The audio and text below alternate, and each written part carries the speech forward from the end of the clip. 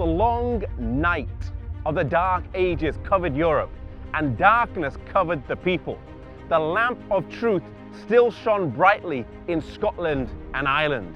These two countries on the brink of the known world stood like a wall to resist the menace of advancing religious tyranny.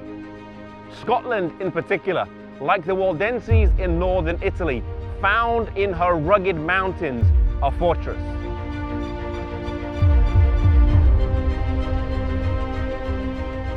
Iona is an isolated island that has become famous in Christian history. It became a central point to the Celtic Church for many centuries, preserving true biblical faith, teaching, educating, and sending out missionaries.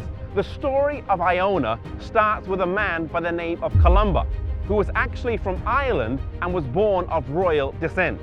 He lived in Ireland and worked there till the age of 32. And from the ages of 25 to 32, he is credited with raising up over 300 churches. Having a missionary spirit burning deep within him, he set sail from Derry in the year 563 with 200 of his companions and came to Scotland. They landed here in Iona, just off the coast of the Isle of Mull, in this bay, which is today named Columbus Bay.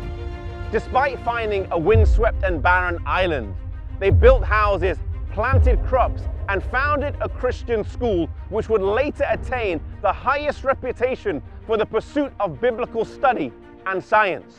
The students had a well-rounded education, and in addition to their classes, they would spend time in physical labor, in gardening, in baking, in farming, and in prayer and singing.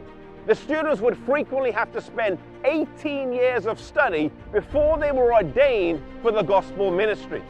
It was not a monastery and they were not monks. It was a great mission training institute. The Bible was central to Columba and the school here in Iona.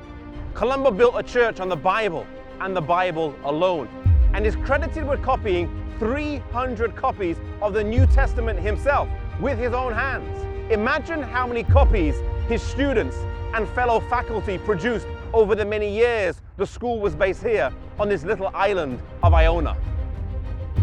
They followed the commandments of the Bible, including keeping the fourth commandment. In fact, the church here in Iona kept the Sabbath for several centuries.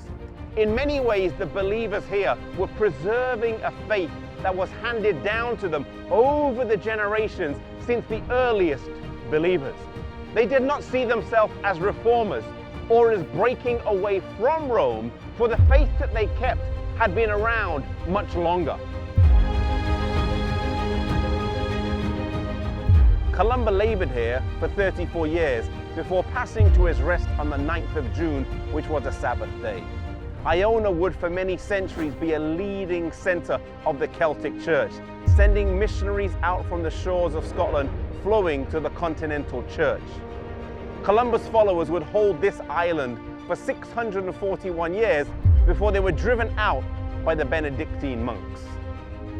Iona stands to us today and gives us lessons in the missionary work that took place here. While today many people come for a time of peace, reflection, and contemplation, a place where they can feel closer to God, we cannot deny the work that took place here.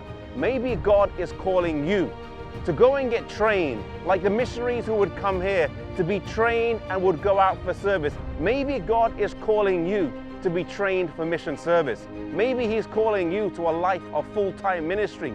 Maybe God is calling you to change the whole course of your life.